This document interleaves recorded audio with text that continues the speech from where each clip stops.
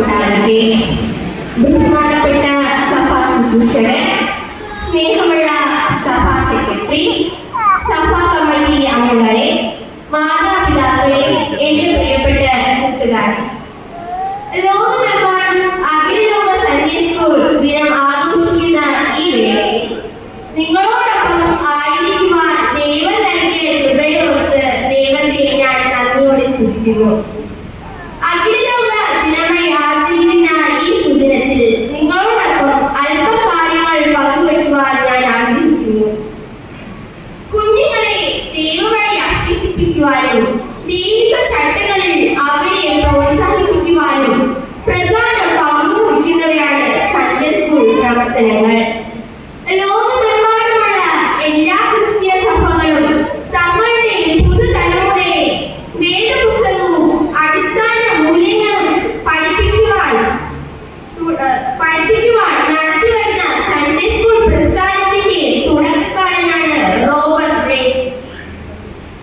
1735 September 14 ഇംഗ്ലണ്ടിലെ ഗ്ലൗസ്റ്ററിൽ അദ്ദേഹം ജനിച്ചു.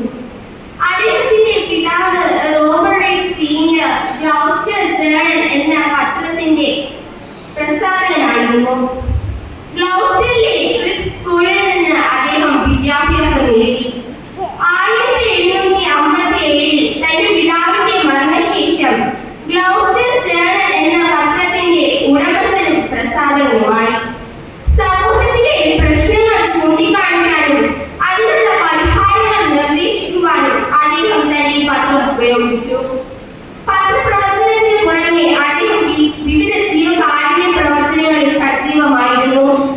ആശുപത്രികളുടെ മെച്ചപ്പെട്ട നടത്തിപ്പിന് വേണ്ടി അദ്ദേഹം പ്രവർത്തിച്ചു. റോബർട്ട് ബ്രേക്സിന്റെ പ്രധാന ലക്ഷ്യം പാവപ്പെട്ട കുട്ടികൾക്ക് വിദ്യാഭ്യാസം നൽകുക എന്നതായിരുന്നു. അവരെ നല്ല വഴിയിലൂടെ നടത്തണമെന്നും അവർക്ക് വിദ്യാഭ്യാസം നൽകണമെന്നും അദ്ദേഹം ആഗ്രഹിച്ചു. അങ്ങനെയാണ് 1780 ഇംഗ്ലണ്ടിലെ ഗ്ലൗസ്റ്റർ നഗരത്തിൽ അദ്ദേഹം ആദ്യത്തെ സൺഡേ സ്കൂൾ ആരംഭിച്ചത്. ഇവിടെ കുട്ടികൾക്ക് വായന, എഴുത്ത്, കണക്ക് എന്നിവയും കൂടാതെ അതോടൊപ്പം ബൈബിൾ പഠനവും നൽകി.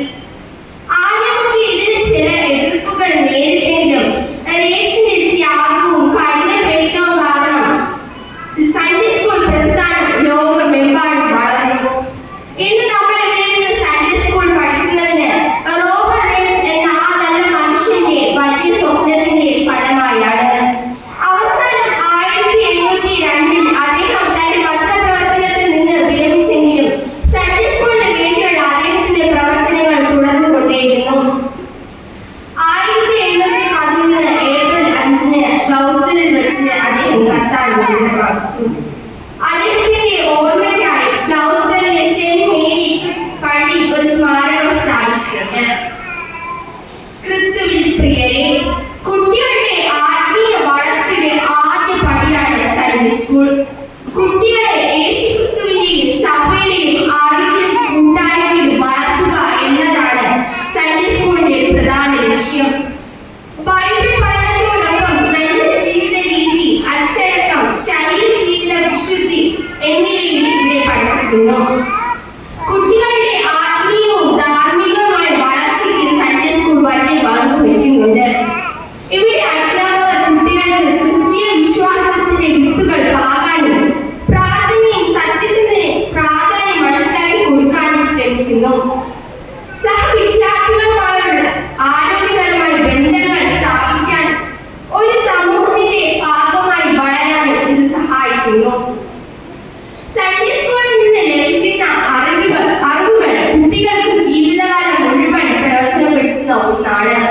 സദൃശവാക്യങ്ങൾ 22-ാം അധ്യായം 6-ാം വാക്യത്തിൽ നാം ഇപ്രകാരം വായിക്കുന്നു: ബാലൻ നടക്കേണ്ടുന്ന വഴിയിൽ അവനെ അഭ്യസിപ്പിക്കാം, അവൻ വൃദ്ധനായാലും അത് വിട്ടുമാറുകയില്ല. ഈ വാക്യത്തിൽ സൂചിപ്പിക്കുന്നത് പോലെ ചെറുപ്രായത്തിൽ ലഭിക്കുന്ന ക്രിസ്തീയ വിദ്യാഭ്യാസം അവരുടെ ജീവിതകാലം മുഴുവൻ നിലനിൽക്കുന്ന ഒരു മുതൽക്കൂട്ട് കൂടിയാണ്.